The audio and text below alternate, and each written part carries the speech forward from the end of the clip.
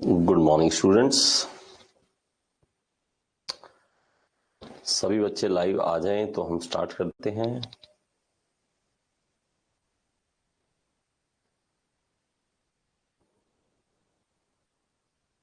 Okay, just 1 minute. Okay, तैयारी कैसी चल रही है? बढ़िया, सबकी तैयारी बढ़िया चल रही है। तो देखिए, जैसे कि हमने थर्मोडायनेमिक्स ऑलरेडी बहुत अच्छे तरीके से कर रखा है, तो मेरा ये मानना है कि हम एमसीक्यू के ऊपर बहुत ज्यादा फोकस करें अब, क्योंकि हमारे एमसीक्यू के अंदर छुपे हुए जो एमसीक्यू होते हैं, जो हमने नहीं करे, जो हमने नहीं समझे, उसके बारे में करना बहुत ही इंपॉर्टेंट है। तो हमारे पास क्वेश्चंस हैं, कुछ क्वेश्चंस करेंगे, इंपॉर्टेंट है जो, और ये एसएससी के एग्जाम में आ रखे हैं। पहली बात मैं आपको बता दूं, ये एसएससी के एग्जाम में आ रखे हैं, एसएससी जेई में, और इस बुक में भी हमने आपको दिए हैं, और इस बुक में से ही आपको क्वेश्चंस करवा रहा हूं, ताकि आपको इस बुक में से भी सॉल्यूशन जो है कोई भी ऐसा ना रहे जो आपको ना पता लगे कि ये क्वेश्चन किस तरह से होना है। Okay, a cylinder contains 0.2 metre cube of gas at a pressure of 1 bar. कहता है कि एक सिलेंडर है, बड़े ध्यान से सुनिए, तब अपने आप चीजें समझ आ जाती हैं। एक सिलेंडर है जो कि 0.2 मीटर क्यूब का उसके अंदर गैस है, और प्रेशर उसका 1 बार का है, और टेम्परेचर उसका 27 डिग्री का है। If this gas is compressed to 0.02 metre cube, भाई साहब 0.2 मीटर क्यूब सा था, उसको दबाकर 0.02 मीटर क्यूब कर दिया, eight a pressure of 20 bar, pressure बढ़ गया, 20 गुना प्रेशर बढ़ गया। The temperature at the end of compression will be. अगर आप कर सकते हैं तो आप चाहे रिकॉर्डिंग देख रहे हैं, चाहे आप लाइव देख रहे हैं, आप एक बार रुक कर या अपना दिमाग जल्दी चलाकर इस क्वेश्चन को सॉल्व कीजिए। ओके, तो मैं आपको समय दे रहा हूं सिर्फ 1 मिनट का, और 1 मिनट के अंदर आप इस क्वेश्चन को करिए। दिमाग लगाएंगे तभी फायदा है, नहीं तो नहीं फायदा। मेरे से सुन के कोई फायदा नहीं मिलने वाला आपको। आपको लगे कि सर की बातें सुन लेंगे और हमारा कल्याण हो जाएगा, नहीं होगा। ये तो भूल जाइए कि आपका कल्याण हो जाएगा। ओके, तो आप प्लीज जल्दी से जल्दी इसको स्टार्ट कीजिए।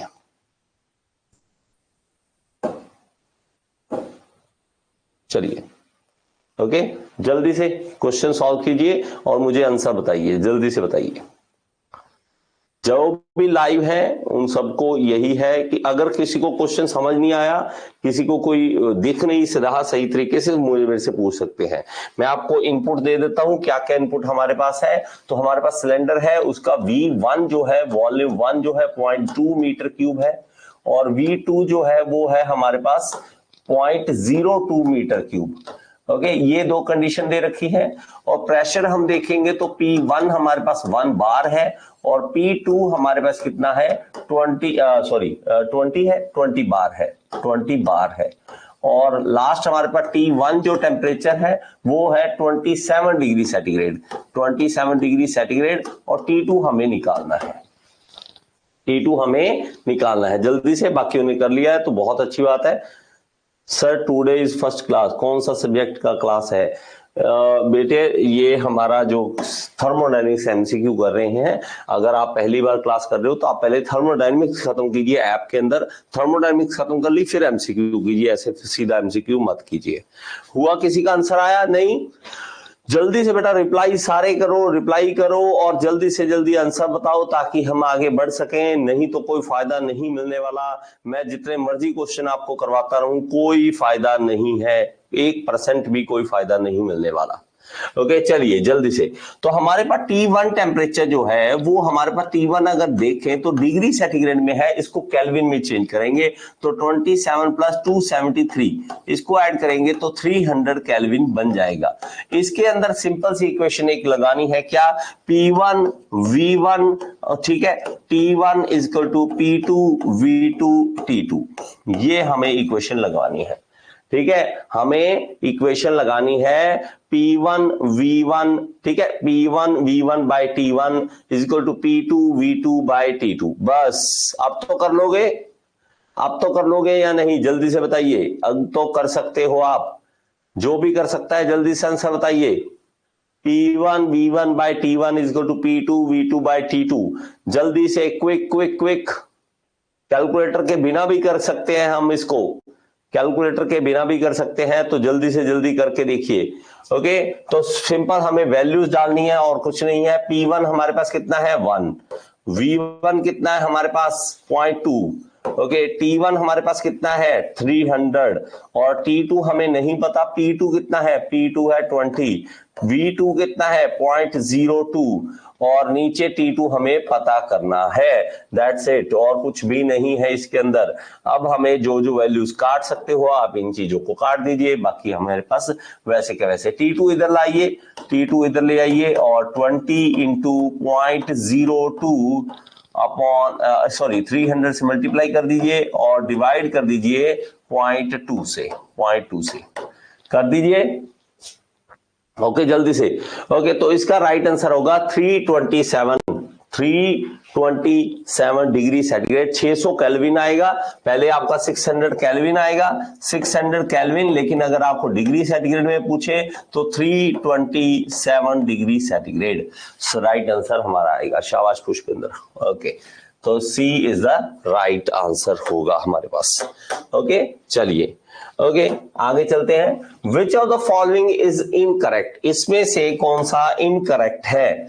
आराम से आपके पास समय है, पढ़िए और रिप्लाई कीजिए। इनकरेक्ट, करेक्ट नहीं, incorrect. Natural processes are irreversible processes, जो नेचुरल प्रोसेसेस होती हैं वो इरिवर्सिबल होती हैं। Irreversible processes can be shown on PV diagram, irreversible processes को हम पीवी डायग्राम के ऊपर शो कर सकते हैं। Reversible processes are ideal processes और all spontaneous processes are irreversible processes.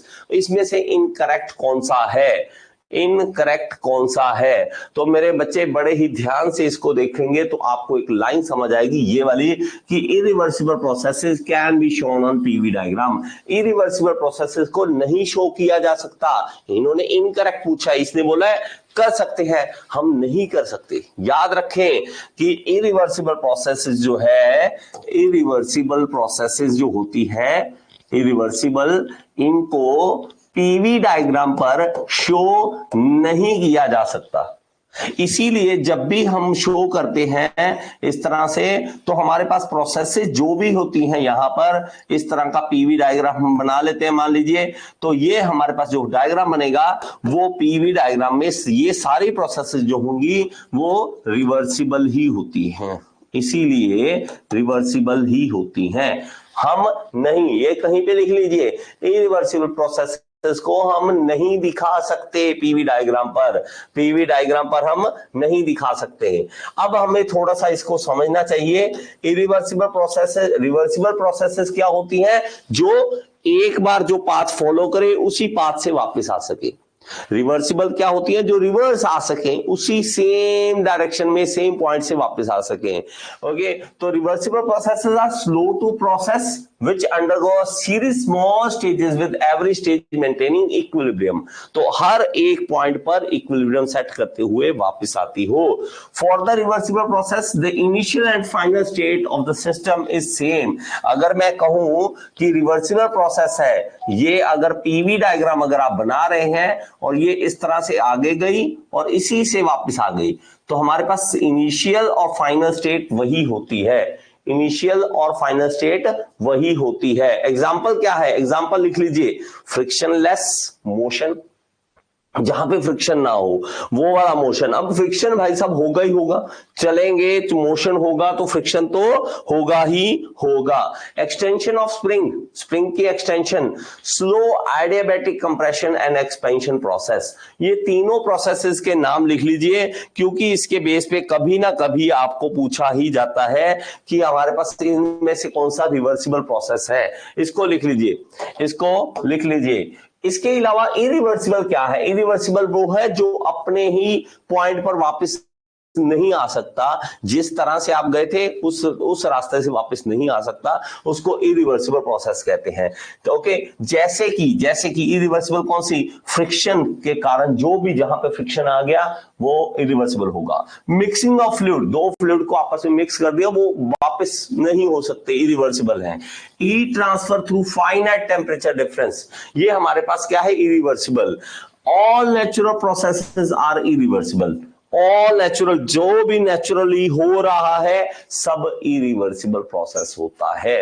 Okay, irreversible process can not be shown on PV diagram because irreversible processes can not have a single unique value of temperature pressure on every stage of process.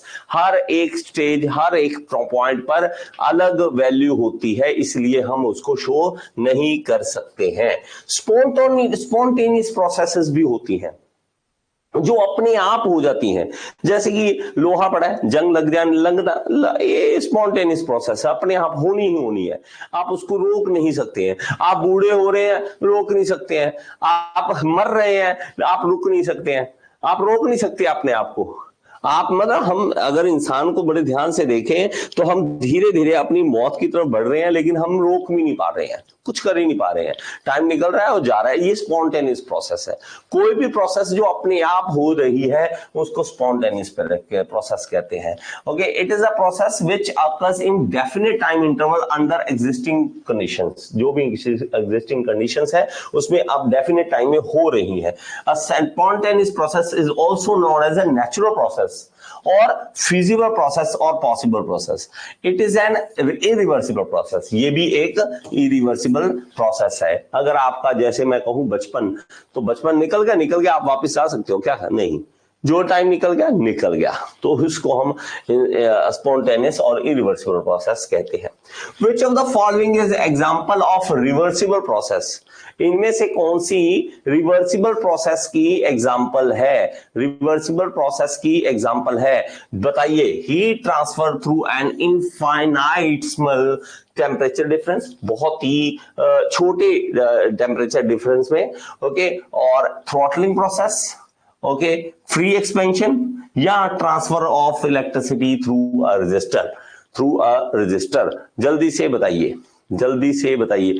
आप भी reply करेंगे तभी फायदा होने वाला है मेरे बच्चे। आप नहीं समझते हैं, आप में से कुछ बच्चे चुपचाप सिर्फ देखते हैं, सुनते हैं, लेकिन आप रिप्लाई नहीं करते हैं, तो आपको कल को पछताना पड़ेगा। ओके, तो हमारे पास क्या है? ये रिवर्सिबल प्रोसेस की एग्जांपल। तो ये हमारे पास क्या है? Heat transfer.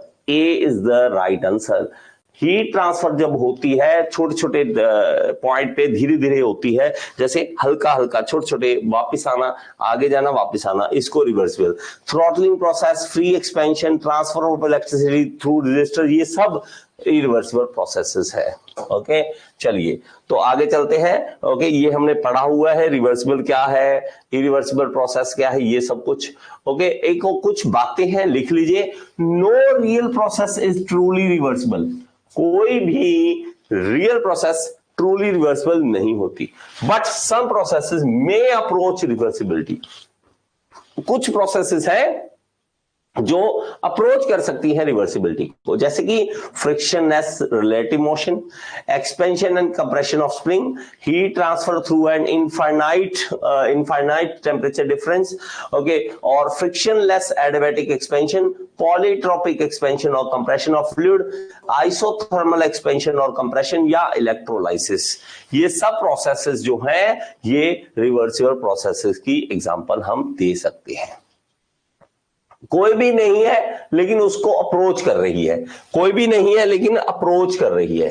ओके, तो इरिवर्सिबल में क्या क्या होता है? इरिवर्सिबल में diffusion, throttling, heat transfer, combustion, free expansion, unrestricted expansion of gases, electricity flow through register, plastic deformation. ये अगर एग्जांपल दिमाग में रखोगे तो आपको कहीं ना कहीं एमसीक्यू देखने को मिलेगा ही मिलेगा इसका, और आपको सीधा सीधा इसमें से पूछा जाएगा और आप फिर पूछोगे सर ये क्या था, ये कौन सा है, डिफ्यूजन कहां से आ गया। ये सब कुछ जो है, ये सारा का सारा हमारे पास क्या है? ये इरिवर्सिबल प्रोसेस है।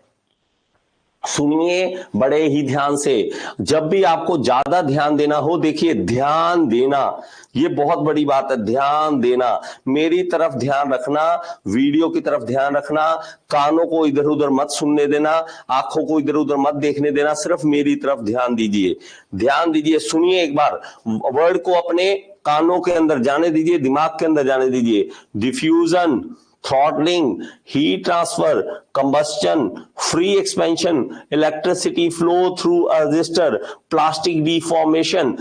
कानों के अंदर, दिमाग के अंदर जाने दीजिए इसको, जैसे जैसे मैं बोल रहा हूं। और इधर उधर अगर आपको कोई आवाज सुन रही है, अगर आपको लगता है कि मम्मी पापा कोई भाई रिश्तेदार तंग कर रहे हैं, ईयरफोन लगा लीजिए, सबसे बढ़िया है ईयरफोन लगा लीजिए। और नोटिफिकेशंस बंद रखिए, जब भी पढ़ रहे हैं नोटिफिकेशंस बंद कर दीजिए सबके, ये फालतू के नोटिफिकेशन इधर उधर से, अरे मेरे भाई ये वीडियो देखा, अरे मेरे भाई ये वीडियो बड़ी जबरदस्त है, छोड़ दो सबको। Okay, which of the following is a characteristic of isochoric process? Isochoric process की कैरेक्टरिस्टिक क्या है? तो process during which specific volume remains constant, process applied to impure substance, process during which no heat is transferred, process during which no mass is transferred। देखिए मेरे भाई, बड़े ही ध्यान से सुनिए, आपको क्या करना है, आपको सिर्फ ये क्वेश्चन का आंसर जो है दिमाग में रखना है। अगर आप नहीं टाइप कर सकते, क्योंकि अगर आप रिकॉर्डिंग देख रहे हैं तो आप ऑब्वियसली कमेंट नहीं कर सकते हैं, आपको क्या करना है, इसका दिमाग में आंसर रखना है। अगर आपको कहीं लगे कि सर ने गलत दिया सही दिया, वो आपको देखना आपका सही हुआ या गलत हुआ।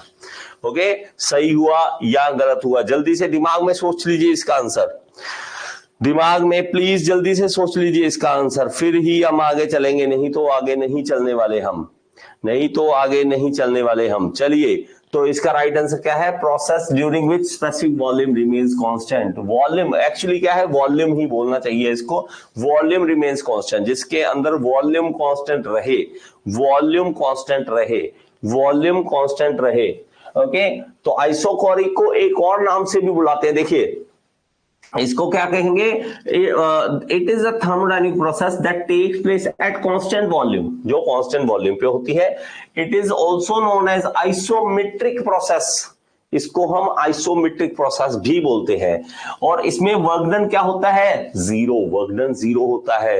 Volume of gas remains constant, volume remain, gas की जो वॉल्यूम है कांस्टेंट रहती है। इसमें याद रखें, चेंज ऑफ वॉल्यूम जीरो होता है, वर्क डन हमारे पास जीरो होता है। हमेशा ही पूछा जाता है, हमेशा ही पूछा जाता है, वर्क डन जीरो होता है। ये आपको मैंने करवाया हुआ है। जब भी हम बात करते हैं वर्क डन की तो पीडीवी हम बात करते हैं, पीडीवी हम बात करते हैं, पीडीवी। ओके, क्लोज सिस्टम में हम बात करते हैं तो डीवी मतलब क्या है? Change of volume, V2 minus V1। अगर V2 अगर 5 मीटर क्यूब है, V1 V2 दोनों ही 5 मीटर क्यूब है, तो हमारे पास ये क्या आ जाएगा? 5 माइनस 5 0, तो P इंटू 0 क्या आ जाएगा? 0। तो वर्क डन क्या आ जाएगा? 0। इसलिए वर्क डन जो होता है वो 0 होता है, 0 होता है। जल्दी से क्विक आप भी रिप्लाई करते रहें, शाबाश। ओके, चलिए आगे।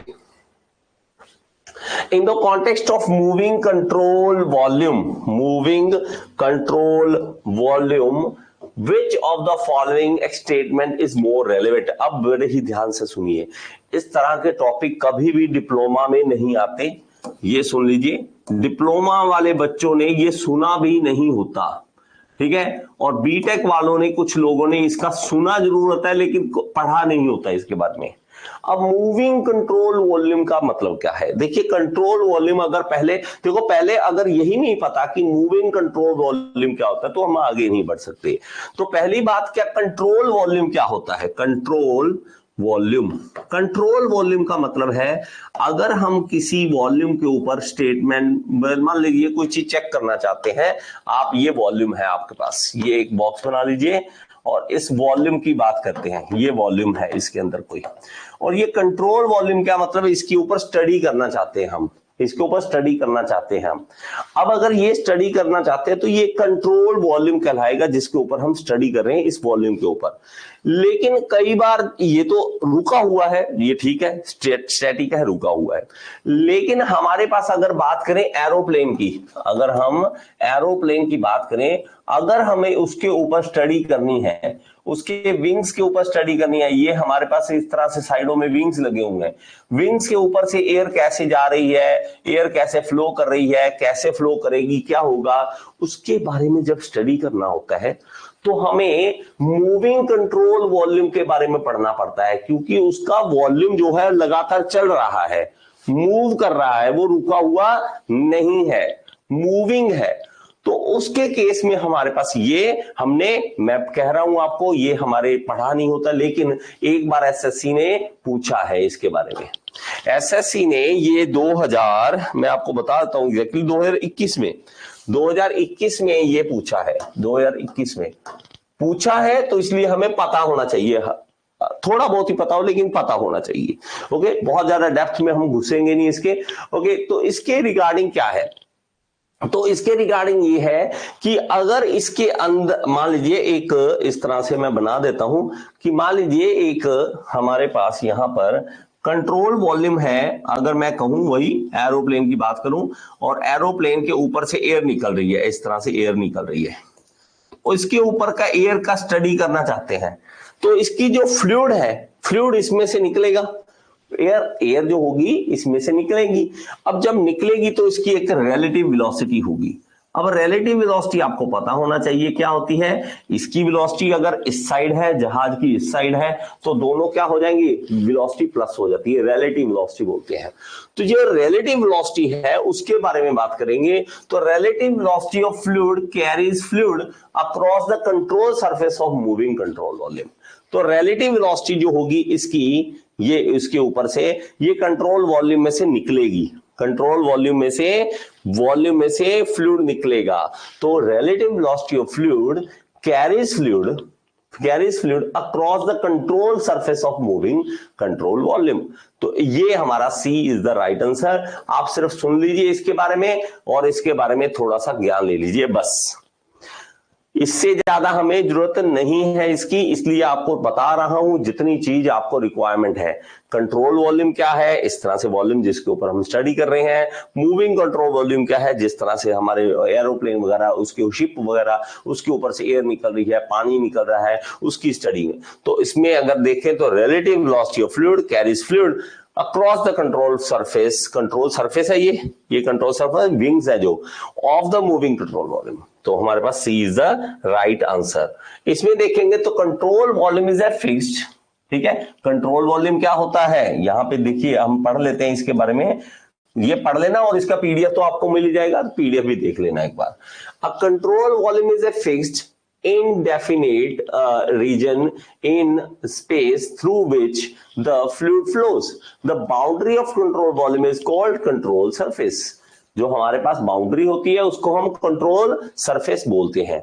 It is a system of fixed volume वाला होता है। This type of system is usually refer to an open system. ये ओपन सिस्टम है, लगातार इसमें से हमारे पास कोई चीज आ रही है, बाहर जा रही है। मास जो है वो ट्रांसफर कर सकता है, ये हमें पता होता है। एनर्जी ट्रांसफर कर सकती है क्योंकि ओपन सिस्टम है। A control volume can be seen as fixed region across which mass and energy transfer can are studies. Okay, but there be a cases when you will need to have a moving control volume। तो कई कभी moving control volume के ऊपर study करना होता है। कैसे? For example if you wanted to analyse a jet engine, अगर आप किसी जेट इंजन की बात कर रहे हो, आप किसी रॉकेट की बात कर रहे हो, you will need to use the moving control volume. In certain cases, the control volume itself may even deform, such as if you were analyzing a deflating balloon। अगर कहीं बैलून में से हवा निकल रही है, उसकी हमें स्टडी करनी है, तो वो भी अगर देखेंगे तो उसका कंट्रोल वॉल्यूम क्या है, चेंज हो रहा है। ओके, तो ये हमारे पास इतनी सी बात हमें समझनी है। चलिए, ओके, और इसमें बस इससे ज्यादा हमें नहीं पढ़ना है। ओके, इससे ज्यादा नहीं पढ़ना है। चलिए, in the context of Reynolds transport theorem, अब ये भी थ्योरम है एक, अगेन मैं आपको बता रहा हूं ये कौन से एग्जाम में आया है, सॉरी ये वाला हमें 2021 में ही पूछा हुआ है। ये कुछ ऐसे क्वेश्चंस हैं 2021 में, 2021 में ऐसे क्वेश्चंस थे जो बच्चे कर नहीं पाए थे। 2021 में ऐसे क्वेश्चन जो बच्चे कर नहीं पाए थे। रेनॉल्ड्स की ट्रांसपोर्ट थ्योरम जो है, अगर मैं इसके ऊपर अलग से वीडियो बना के दूंगा आपको तो आपको समझ आ जाएगा ज्यादा। बहुत ज्यादा हमें इसमें भी डेप्थ में नहीं जाएंगे, ये सिर्फ ये है कि हमें पता होना चाहिए ये है क्या। रेनॉल्ड्स ट्रांसपोर्ट थ्योरम जो होती है वो क्या करती है, it uses fixed control volume, क्या ये फिक्स्ड कंट्रोल वॉल्यूम को देखती है। It links system and control volume, it does not use control volume, या it uses deform control volume. तो ये करती है क्या, ये सिस्टम और कंट्रोल वॉल्यूम को आपस में लिंक करती है। एक सिस्टम है, एक कंट्रोल वॉल्यूम है, दोनों को आपस में लिंक करती है। कौन सी, रेनॉल्ड ट्रांसपोर्ट थ्योरम। कहीं पे लिख लीजिए इसको, रेनॉल्ड ट्रांसपोर्ट थ्योरम जो है वो दोनों को लिंक करती है, सिस्टम और कंट्रोल वॉल्यूम को आपस में लिंक करती है, लिंक करती है। तो Reynold transport theorem give relation between system equation and corresponding control volume equation which relate the change in extensive property of a system and control volume। तो इसको एक बार लिख लीजिए, रेनॉल्ड्स ट्रांसपोर्ट थ्योरम क्या काम करती है, इनफ है इतना जानना, इतना जानना इनफ है हमारे लिए। चलिए आगे, which of the following is not an intensive property। मुझे लगता है इसका जवाब तो आप सभी दे देंगे, जल्दी से रिप्लाई कीजिए।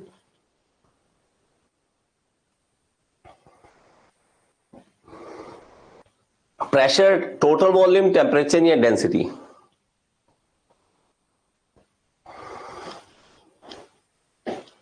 जल्दी से, प्रेशर, टोटल वॉल्यूम, टेम्परेचर या डेंसिटी। इनमें से इंटेंसिव नहीं है, नॉट पूछा है, याद रखना, याद रखना। एनीवन रिप्लाई, पुष्पेंद्र, इंद्राणी, देवेंद्र, जैद, भूपेंद्र, भीम, सभी बताइए बेटा। टोटल वॉल्यूम, शाबाश। टोटल वॉल्यूम, टोटल वॉल्यूम जो है वो इंटेंसिव नहीं है, वो इंटेंसिव नहीं है, वो एक एक्सटेंसिव प्रॉपर्टी है। ये कौन सी प्रॉपर्टी है, ये एक एक्सटेंसिव प्रॉपर्टी है, एक्सटेंसिव प्रॉपर्टी है, ये एक इंटेंसिव प्रॉपर्टी नहीं है। ये भी इंटेंसिव है, ये भी इंटेंसिव है, ये भी इंटेंसिव है। तो हमारे पास जो है वो टोटल वॉल्यूम एक्सटेंसिव प्रॉपर्टी में आ जाता है। ओके, मैंने आपको पहले भी बताया हुआ है, इंटेंसिव और एक्सटेंसिव के बीच में डिफरेंस बता रखा है। और इंटेंसिव क्या है, जो डज नॉट डिपेंड, इंटेंसिव क्या है, does not depend on the system size और अमाउंट ऑफ मटेरियल पे डिपेंड नहीं करता। एक्सटेंसिव क्या है, जो डिपेंड करता है, सिस्टम साइज और अमाउंट ऑफ मटेरियल पे डिपेंड करता है, वो प्रॉपर्टी। ओके, एग्जांपल देखिए, इंटेंसिव, ये किसकी एग्जांपल है, इंटेंसिव, और वो किसकी एग्जाम्पल है, एक्सटेंसिव की, ये एक्सटेंसिव की। ओके, तो इसको लिख लीजिए एक बार ध्यान से मेरी बात सुनिए, ध्यान से अंदर घुसने दीजिए दिमाग के अंदर मेरी बातों को। Melting point, boiling point, temperature, pressure, density, viscosity, ये सारे के सारे क्या है, इंटेंसिव है। और यहां लिख लीजिए ऑल स्पेसिफिक प्रॉपर्टीज भी, all specific properties, all specific property, जहां लिखा हो स्पेसिफिक, वो सारी की सारी क्या होती है, वो होती है इंटेंसिव। और हमारे पास एक्सटेंसिव क्या है, टोटल वॉल्यूम, मास, मोल, एनर्जी, ये सारे क्या है, एक्सटेंसिव प्रॉपर्टी है। ये भी फिजिकल प्रॉपर्टी है, ये भी फिजिकल प्रॉपर्टी है। Intensive property divided by intensive property is an intensive property. तो हमारे पास अगर दो इंटेंसिव प्रॉपर्टी हमारे पास डिवाइड होती है तो वो भी हमारे पास इंटेंसिव बन जाती है। Extensive property divided by extensive property becomes intensive property. जैसे कि ये एग्जांपल हमारे पास बहुत बार पूछी जाती है, डेंसिटी जो है वो है मास पर यूनिट वॉल्यूम। अब मेरे भाई मास जो है वो एक्सटेंसिव है, वो एक्सटेंसिव है, और वॉल्यूम जो है वो एक्सटेंसिव है। लेकिन अगर हम देखेंगे दोनों को मिलाकर तो हमारे पास ये जो डेंसिटी निकलती है वो इंटेंसिव निकलती है। बहुत ही ज्यादा डाउट बड़ा निकलता है बच्चों का। देखिए मेरी बात ध्यान से सुनिए, डेंसिटी हमारे पास पानी की डेंसिटी जो होती है वो क्या होती है, 1000 किलोग्राम पर मीटर क्यूब, ये होती है। किलोग्राम पर मीटर क्यूब। अब मेरे भाई पानी की डेंसिटी नहीं बदलेगी। अगर आपके पास पानी में नमक नहीं है वो अलग बात है कि आप समंदर का पानी कहोगे थोड़ी डेंसिटी ज्यादा हो सकती है, कहीं प्योर पानी है तो आपकी डेंसिटी ठीक होगी। तो डिपेंड करता है प्योरिटी पे। अगर आपके पास एक ही तरह का पानी है, पानी चाहे एक गिलास में है, चाहे एक बाल्टी में है, चाहे एक टैंक में है, चाहे जिस मर्जी चीज में पानी है, उसकी डेंसिटी 1000 ही रहेगी। डेंसिटी तो चेंज नहीं हो रही ना।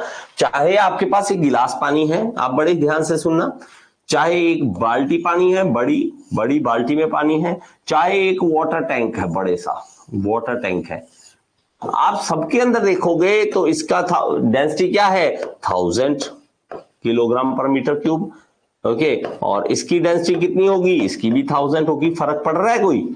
चाहे आप मास बढ़ा रहे हो तो आपको कोई फर्क नहीं पड़ रहा, डेंसिटी को कोई फर्क नहीं पड़ रहा, डेंसिटी 1000 की 1000 ही है। अगर वही वाला पानी सब में डाला हुआ है, वही वाला पानी सब में डाला हुआ है, तो हमारे पास क्या है, वो एक इंटेंसिव प्रॉपर्टी बन जाती है। तो extensive property divided by extensive property gives you intensive property. याद रख लीजिए। और कहीं पे भी आपको लिखा हो कि स्पेसिफिक वर्ड लिखा हो, स्पेसिफिक किसके साथ, किसी भी चीज के साथ, specific volume, specific mass, okay, specific enthalpy, specific entropy, किसी भी सी के साथ अगर आप स्पेसिफिक लगा दोगे तो वो क्या बन जाएगी, वो एक इंटेंसिव प्रॉपर्टी बन जाएगी। इंटेंसिव प्रॉपर्टी बन जाएगी। याद रख लीजिए, याद रख लीजिए। बात समझ आई या नहीं? ओके, चलिए आगे।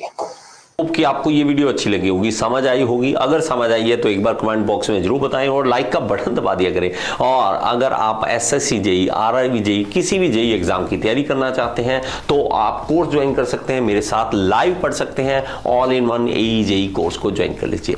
ये इस कोर्स का लिंक जो है आपको डिस्क्रिप्शन बॉक्स में मिल जाएगा और यहाँ पे ऐप का लिंक दे रहा हूँ, ऐप जरूर डाउनलोड करें। इसके अंदर फ्री एमसीक्यूज भी हैं जिसको आप अटेम्प्ट करके अपने एसएससी जेईई, आरआरबी जेईई को क्लियर करने का सपना पूरा कर सकते हैं। Thank you so much.